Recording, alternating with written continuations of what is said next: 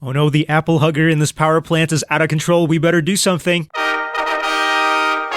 Aplhgr. Capital A, capital P, capital L, capital H, capital G, capital R. Aplhgr. This is a really neat acronym from nuclear engineering, and it was introduced to me by the Reddit user Hidden Camper. So thank you so much, Hidden Camper on Reddit. So what is Aplhgr?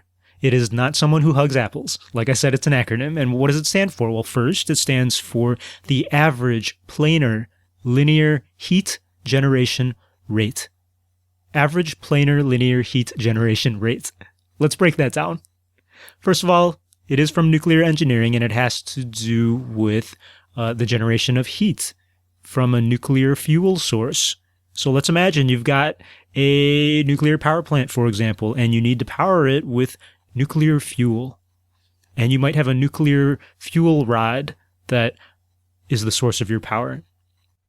If you've ever seen The Simpsons, there is the stereotypical glowing green rod that Homer Simpson puts inside his nuclear power plant. Well, that you could just imagine that. Basically, it's this rod filled with radioactive materials, fissile materials, and it releases a lot of energy. It releases a lot of heat.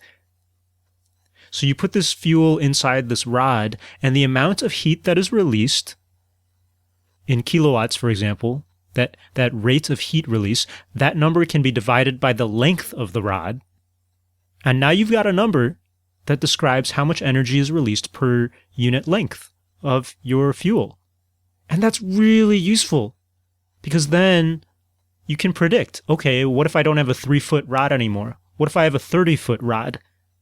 Well, you can multiply everything by 10 and predict, okay, I'm going to get 10 times as much heat released per unit second. That's the linear heat generation rate of that rod. So what is the average planar linear heat generation rate of our fuel source? Well, in our nuclear facility, we're not going to be powered by a single rod 3 foot long. We're going to be powered by a whole bunch of these fuel rods bundled together in a fuel assembly. And you might just imagine a bunch of these rods just grouped together in this giant cylinder. And then you got to know how much energy is released by this whole fuel assembly. Well, you could describe it by cutting that assembly with a really sharp knife and just cutting it and getting a cross section of it. And you're cutting through not just a single rod, but like 100 of them or something. And then you could describe the average amount of energy released by all of those rods put together in that entire plane with the Aplhgr, with the average planar linear heat generation rate. The Aplhgr then describes the average amount of energy released across the entire plane of the fuel assembly, across all those radioactive fuel rods, all at once. And it gives you this estimate of, okay, how hot is it going to get every second from all of these fuel rods put together? It's cool stuff. Look it up. And maybe my nuclear engineering knowledge will expand beyond The Simpsons. That is our acronym of the day, Aplhgr.